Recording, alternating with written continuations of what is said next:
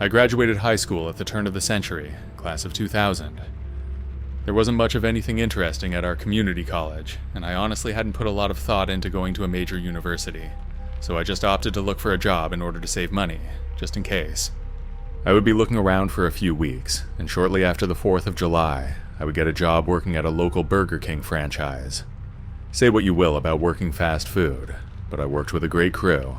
Even on the most chaotic of days, they did their best to keep the mood light. The franchise was maintained by a husband and wife that moved to the States and got their citizenship in 1992. The husband, Rajesh, was the general manager and co-owner of the franchise, while his wife, Fatma, handled payroll. He was honestly a really happy-go-lucky guy. He was quick to joke when the mood got heavy, and if that didn't work, he almost always figured out a way to reason with whatever or whoever the problem was. And the man always did it in the most respectful way possible. I was planning on holding the job down for 8 months, at the most, but I ended up working at that franchise for 3 years, and even ended up being promoted to shift manager during my tenure there. Now, a certain event happened in 2001. I don't want to risk demonetization for your channel, so I'll keep it vague, but if you were alive at that point in time, you know where I'm coming from. When people go on about how unified we were as a country, they have a tendency to overlook the hatred directed towards anybody of Middle Eastern or Indian descent. Rajesh and his wife were no exception. Despite the fact they were both legal residents of the country for almost a decade, they too were the victims of misdirected anger, and yet they handled this with so much more grace than I ever thought humanly possible. But they were human, and the mask would occasionally slip. I do remember going into the office to remind Rajesh about a wedding I was going to be attending the following weekend, and he was sitting at his desk with the most stressed out look on his face. I could tell he'd been crying. I quietly shut the door and sat down at his desk before asking if he wanted to talk about it. To be fair, he had been a shoulder for so many of us on so many different occasions. I had no problem returning the favor. I half expected him to shut me down, but I was surprisingly wrong. He got up and went to his jacket before producing a pack of smokes. He just motioned for me to join him behind the restaurant for a smoke break. As we were sitting there, he told me his brother in India called him to let him know his mother wasn't doing well. There was a good chance she wouldn't make it to the end of the month. It was a terminal cancer diagnosis she kept from the entire family until it was nearly the end. He was stuck in his head, trying to figure out how to make the restaurant work so he could fly back to India to make the necessary preparations. I took a long drag off of my cigarette and thought for a second, then looked at him. Rajesh, it's not like I have a lot going on in the evenings. I've sat in with you while you've done scheduling and payroll. I already know the combination to the safe, how to count in and count down the tills. It would be a bit of a learning curve, but not that intense. I'm willing to step in and take your place while you get your affairs in order. For all of the great things I can say about Rajesh, I will say one thing that was more or less a quirk. He had the world's worst poker face. He tried to make it look as if he was thinking about my proposal, but I could tell he'd already made up his mind. We had a daytime manager who was getting ready to leave in a few days. She hit retirement age and was finally ready to settle down and enjoy her golden years. Knowing we would suddenly have a massive gap in the schedule, he followed up with a long drag off of his cigarette before nodding and accepting my offer. Then he said, I have a couple of potential new hires that need to be interviewed. I'll do it the day before I leave, and you can sit in with me. I trust your judgment. Let's just say, he gave me a little bit too much credit in that department. After all, I was still a guy in his 20s, and I was still learning the way the world worked. I used to see myself as a good judge of character back in those days, but the following events caused me some questions and reevaluation in my later years. The first interview went off without a hitch. A really nice college-aged girl, incredibly polite, and we got the impression that she was sweet as pie. Unfortunately, her school schedule conflicted so badly with what we needed that she could only work 1 day a week and every other Sunday. We needed somebody that would be able to pull a minimum of 4 days per week. The next potential hire then came in. He was a 5'9" or 5'10" heavy-set guy. Coke bottle glasses with wiry black hair, pulled into a loose ponytail. I still remember the fact that he came to a job interview, dressed in an ill-fitting plaid button-up, well-worn blue jeans, a porn star brand trucker cap, and unkempt facial hair. For all intents and purposes, this guy was a walking billboard for all things neckbeard before it became a widely known thing. He introduced himself as Eddie, and he was basically begging for the job. He explained to us that his parents were giving him an ultimatum to either get a job or move out, and moving out would mean homelessness in his case. At the time, I bought his story. Rajesh was always a hand up, not a handout type of guy, and upon hearing this, he asked this guy when he could start. He looked at me, not Rajesh, and said, "I can start as early as tomorrow." I let him know that it would be a couple of days before his starting shift, because we had to make adjustments to the schedule, but I took his phone number down and let him know we would call 24 hours in advance, so he knew when to come in. Now, the crazy thing about this entire interaction is that he was throwing up a couple of what I now recognize as major red flags. At first, I just chalked it up to nervousness and the stress of needing the job. He never once made eye contact with Rajesh. Any questions he had were directed at me. I'm a stocky Caucasian guy with brown hair and blue eyes. At this current juncture in my life, I was actually pretty athletic, so I'm guessing Eddie saw this guy that could have more than likely passed as the type of person he hung out with. This guess would be proven as fact not too long after he started working for the chain. Rajesh told me that there was a good chance he wouldn't be able to check in on me daily, but Fatima had no problem stopping by in case I had any questions. She never really worked in the restaurant, but she'd been married to the man for the better part of 15 years, and she knew how he operated. They were a well-oiled machine, and teamwork was in their blood. He still told me he would check in every couple of days when he could, and I left it at that. I told him to be careful, and I gave him my condolences once again. The day after Rajesh left, the shift went pretty normal. Eddie just started, and I showed him how to work the broilers, how to time the fries, and explained to him the importance of cleanliness in the work area. Before I tell everybody his performance was a horror story, I'm going to let you know it wasn't. He took to the job like a duck takes to water, busted his ass the first day, and I honestly felt as if he was going to be a decent hire. That is until his lunch break. He was sitting in the dining area chowing down on some onion rings and a Whopper Jr. when this girl came in. She couldn't have been any older than 16. It was sometime in August at this point, and we weren't too far from the beach. She came in wearing a pair of board shorts, flip-flops, and a bikini top. It was quite obvious where she was coming from, especially since she still had beach sand on her shoulders. Was it uncommon for people to come in from the beach in order to grab a quick bite? Absolutely not. What was unusual was one of our employees ogling a clearly teenage girl and not even trying to hide it. This girl had her back turned to Eddie, occasionally turning to the side to talk to the friend who came in with her. As he was getting a look at her side profile, he kept making this face. To call it perverse would be the understatement of the century. He would have thought he was at a peep show in his mind. The girl finally turned around after getting her food and made her way to a table with this guy who could have very well been her boyfriend. When they turned, Eddie was in the middle of making one of those faces. He made a sudden motion and rubbed his hand against his nose. "Damn these allergies," he said, in an effort to cover things up. These two teenagers kinda paused for a second, but then they bought the allergy excuse. They sat down at the table behind Eddie, and he got up shortly after they did so. He made his way back behind the counter and went to the alcove between the employee break room and the meal prep area. He was kind of standing there, staring at this girl with a sick grin on his face. "Yep, that does it," I whispered to myself as I made my way over to him. I came up behind him and tapped him on the shoulder. "Break room now," I said to him, mustering up as much sternness as possible in the situation. He followed me into the break room, and I immediately began tearing into him. "Look, you and I both know you don't have allergies. I watched you for a solid 5 minutes as that girl waited for her food and you undressed her with your eyes. You were 20 years old. That girl is still 100% a high school student. I don't care how justified you think you are in this situation, but I'm not having it. If you can't refrain from pulling stuff that would result in a lawsuit, then you can either take your lunch break somewhere else, or take it in the employee break room, but I'm not putting up with that type of behavior. After that girl and whoever she's with leaves, I'm sending you home for the rest of the day, so you can think about this. If you come back tomorrow, then do so with the understanding that what you're doing isn't cool. I expect you to act accordingly."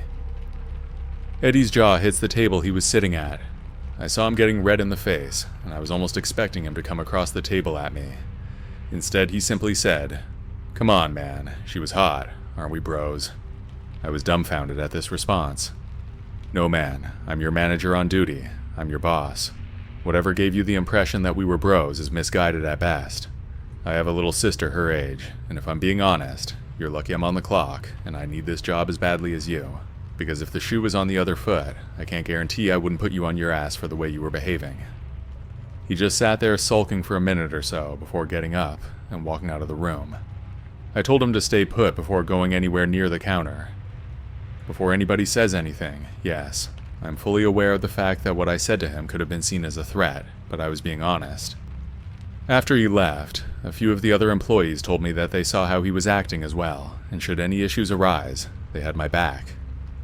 I took comfort in knowing this because yes, I was a bit over the line in telling him I would more than likely knock him out, but in the heat of the moment, I wasn't necessarily thinking clearly, I was just seeing red. Later on in the day, Fatima dropped by to see how things were going, and I let her know in detail what happened. She honestly took it in stride. She figured it was an honest mistake from a young man who didn't know the girl's age. I tried telling her how painfully obvious it was that she was a minor, but she already made up her mind. Eddie came back the next day, and he wouldn't even look me in the face. He just mumbled whenever I asked him to do something, and did the bare minimum for any job put before him. It was a total night and day transformation, and this became his entire disposition for the remainder of the time he worked for us. Rajesh was gone for a little over a month. His mother ended up passing away a few days after his arrival. The man was absolutely devastated, and we saw him much less frequently than before. He still tried to be incredibly patient with all of us, still tried to put on the front that he wasn't hurting, but we understood. That is, everybody but Eddie understood. He still dragged his feet whenever he had a shift, and I finally got sick of it. I was getting ready to give him another coaching lecture, so to speak. Then one of the girls he was working with said that he'd made a comment about her weight. This girl was about as average as can be. She wasn't skinny, wasn't heavy-set, just somewhere in between. She was also one of our younger hires, just barely 18, and one of our best people in the drive-thru. Eddie made an effort to ask her out on a date, and she told him point-blank that she doesn't date coworkers. He said something to the effect of, "Coworker or not, you would probably get more dates if you would drop 20 pounds. That was it. I was looking to suspend him, but the thing is I had to go through Rajesh in order to do so. This was one of the days when he was actually working on site. All things considered, we didn't really see him as much as we used to. I knocked on the office door, and when he looked up from the paperwork he was working on, I informed him that we needed to talk about Eddie. I told him about the incident with the girl in the bikini. I told him that I tried to bring it up to Fatima, and she saw the whole incident as harmless. I then told him that he was making comments about his coworker's weight. I suggested suspending him, but Rajesh told me he would give him a stern talking to instead. I tried to let him know that I'd already taken that approach, and he tried to convince me I was one of his bros. Rajesh thought for a moment with that tell-all poker face of his, before letting me know that he would handle it. He went out into the food prep area, and Eddie was working at the fry station. After tapping Eddie on the shoulder, he told him to come into the office.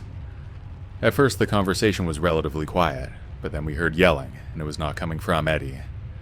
This was completely out of character for our normally cool-headed manager, Rajesh. Eddie must have said or done something during the conversation in order for him to lose his temper like that. If I'm being honest, I still feel a little pang of WTF whenever I think about it. Eddie stormed out of the office and went over to his employee locker, then grabbed the keys to his moped. On his way out, he mumbled some choice words, the only of which I could make out being "dot jockey."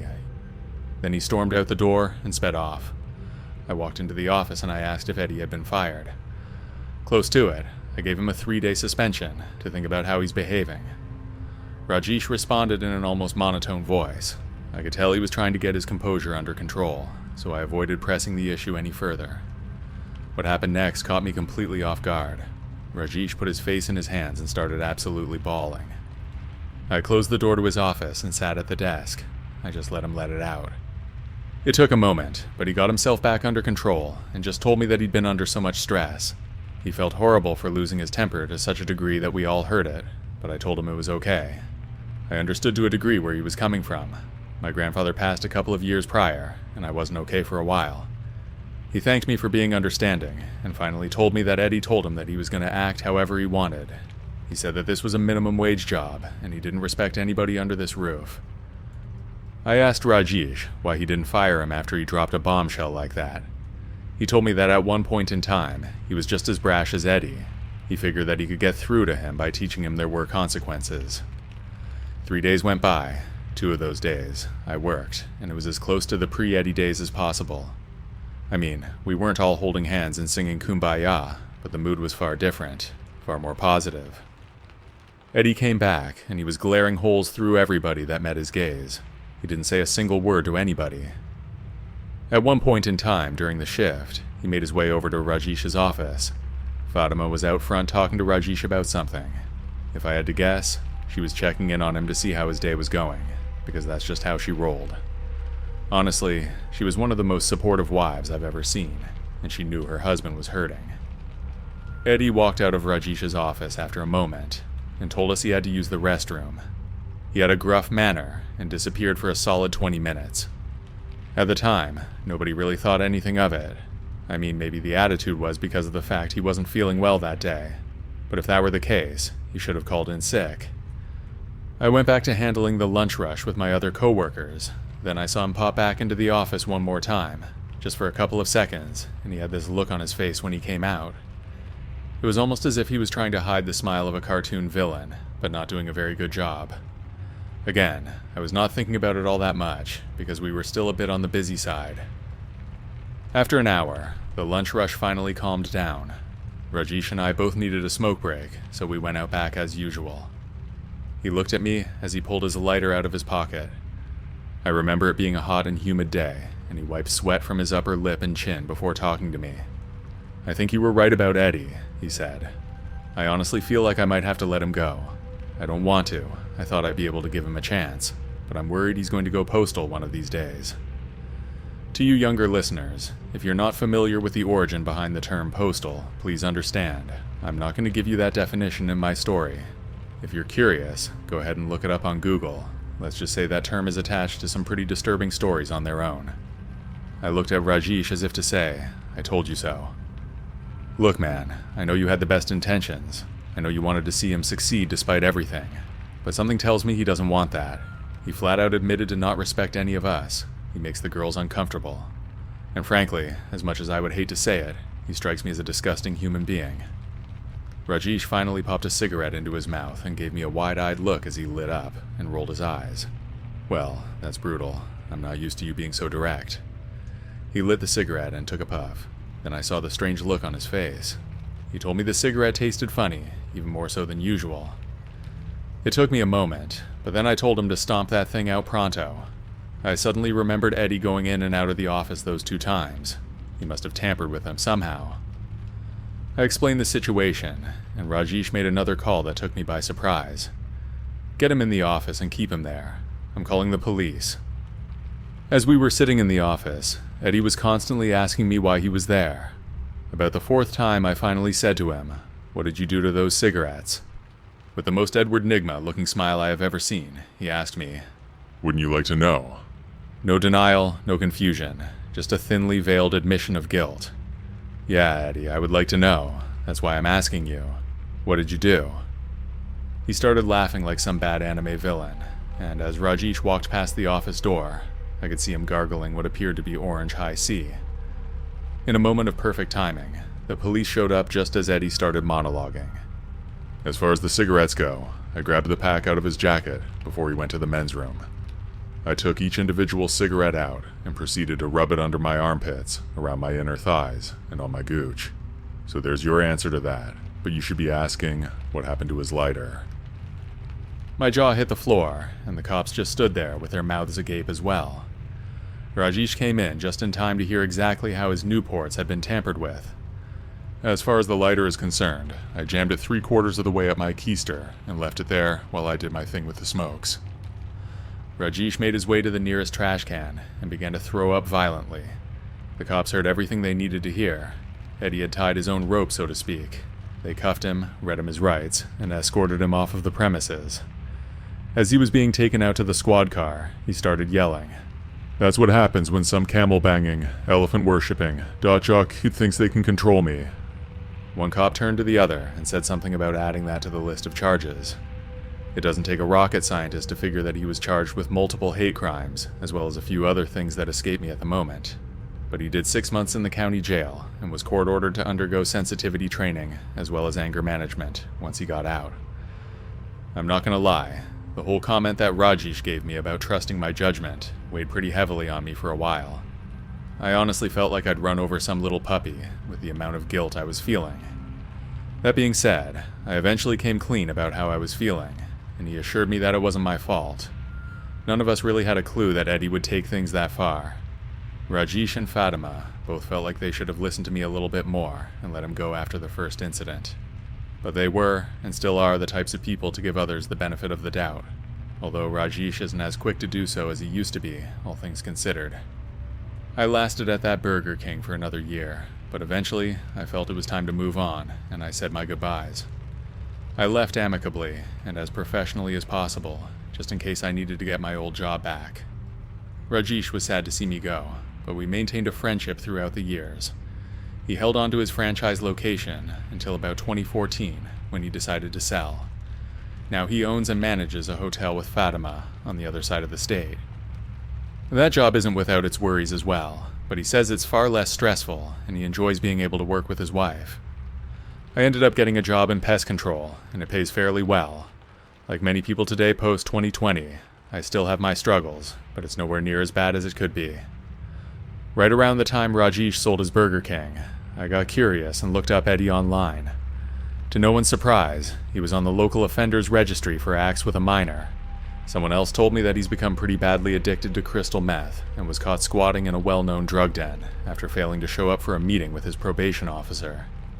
He ended up doing another stint in jail, this time a bit longer. As far as his whereabouts go these days, I can tell you. One can hope that a leopard can change its spots, but in this particular instance, I've never been one to get my hopes up.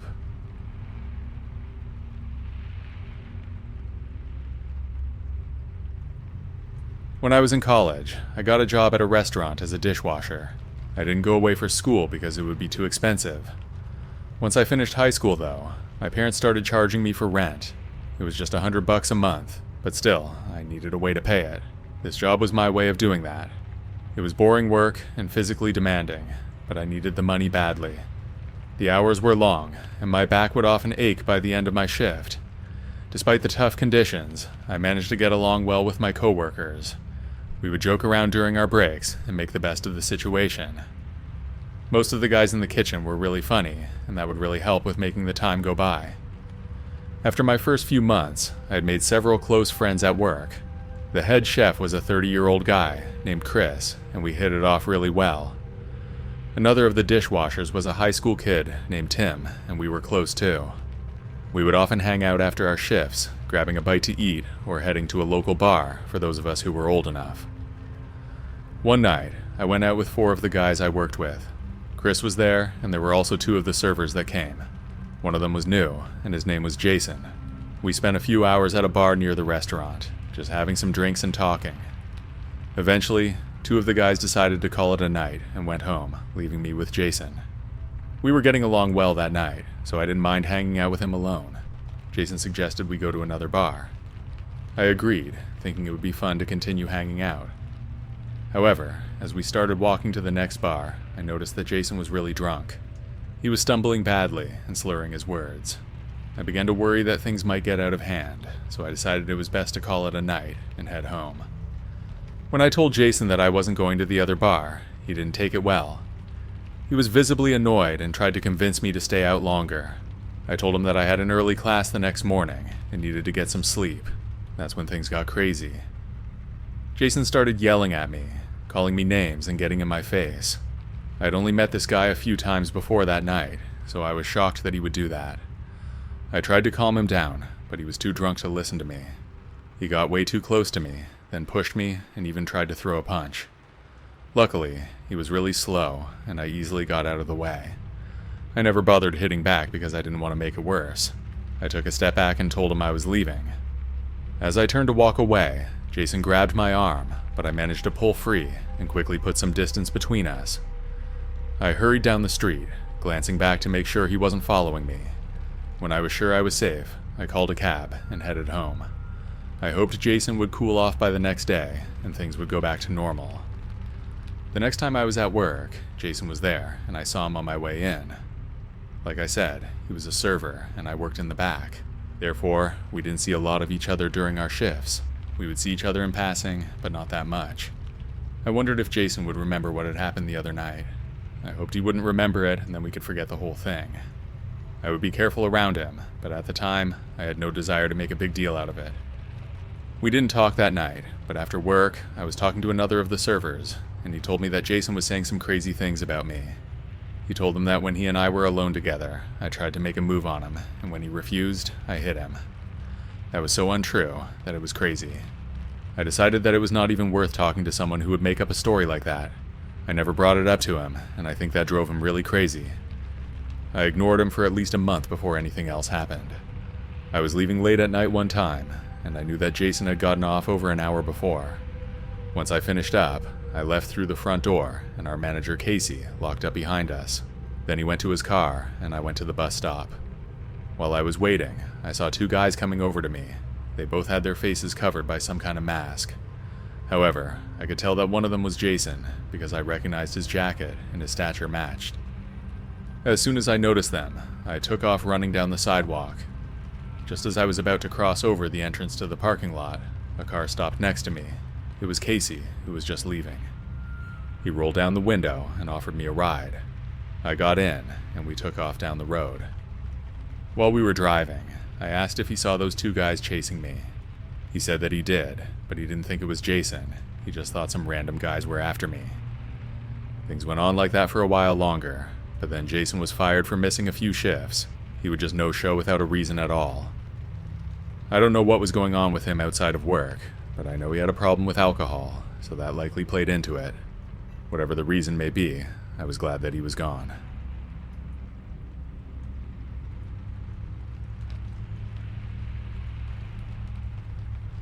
A few years ago, I got a job at a convenience store.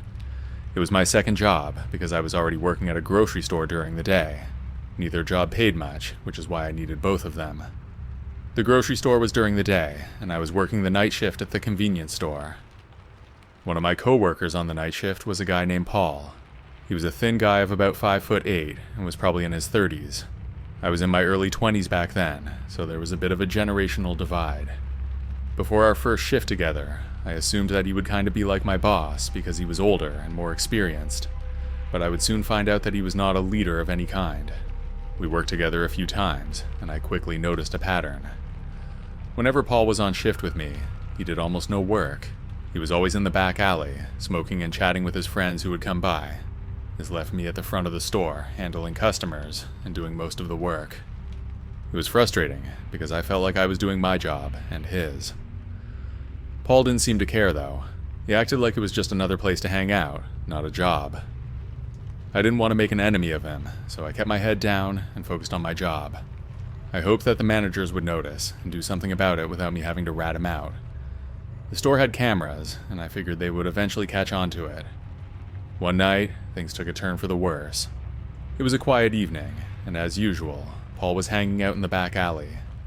I would take breaks back there sometimes, and there was a makeshift table with some upturned buckets for seats. One time I went back to ask him something, and Paul was just sitting there alone, scrolling on his phone. I could barely get his attention away from the screen, and eventually I gave up and went back in. I was at the front, helping customers and restocking shelves whenever I had a spare minute, all things that would have been easier with another set of hands. At around midnight, I saw a car pull up to the front entrance, and it just kind of lingered there for about a minute, then it drove off. I didn't see where it went, but about 2 minutes later, two masked guys burst into the store. They were dressed in dark clothes and had bandanas covering their faces. One of them had a gun, but I couldn't tell if it was real. I knew what was happening right away, and I threw my hands over my head out of instinct. The one with the gun came at me and asked for the cash in a surprisingly calm tone. I fumbled with the register, but got it open. As I handed it over, I glanced toward the back, hoping Paul would hear the commotion and come to help. But he didn't show up. I was alone in the front, dealing with the robbers by myself. They grabbed the money and some cigarettes, and then quickly left the store. There was an alarm that I could have hit, but I was too scared to make a move for it when they were in there, so I let them get away first. After they left, I ran to the back to find Paul. He was just sitting there, smoking, completely oblivious to what had happened. I told him about the robbery, and he didn't seem particularly concerned. He just let out a disinterested, and went back to his phone. I stood there for another few seconds, not able to believe how cold he was. Then he said, "Did you call the cops?" I said that I did. Then I walked away to the front of the store. The police arrived a short while later, and they came in to talk to me. We were at the front counter, and Paul was still at the back. When I was done with my side, they asked if anyone else was in the store. I told them that I had a coworker there with me. Then I pointed them to where he was. When they spoke to him, he acted nonchalant, like it wasn't a big deal. I could tell that the police were taken aback by him. I was shaking and almost crying, but it was just another boring day for him. I imagine the contrast was confusing for the cops. Somehow I managed to get through the rest of that day, and I was glad to have 2 nights off after that. A few days later, my manager called me into the office. The police had checked the footage and got back to my boss. We found out that an arrest was made in the robbery. Only one of the 2 was caught, but my boss recognized him. It was one of Paul's friends who had been in the store before. When I was shown a picture, I recognized him too. He would sometimes hang out in the back when Paul was supposed to be working. I was not entirely surprised. Paul's friends always seemed sketchy, and I had a bad feeling about them from the start. The manager told me that Paul was being let go, in part because of the robbery, but they couldn't actually prove that he was involved, so the official reason was for slacking off. After the robbery, my boss looked over more of the old footage and saw that Paul almost never did any work. I could have told him that, but I am not a rat, so I kept it to myself. Anyway, my boss apologized for what happened to me and said that it was being taken seriously. When we were done talking, I left the office and went back to work. From then on, I was always worried about another robbery. Most of my other coworkers had been through something like that, and it seems that it is par for the course in that line of work, unfortunate as that is. I stuck it out for another 6 months and then landed a full-time job at a factory. It's hard work too, but the money is a lot better. In any case, I was glad when I stopped working there.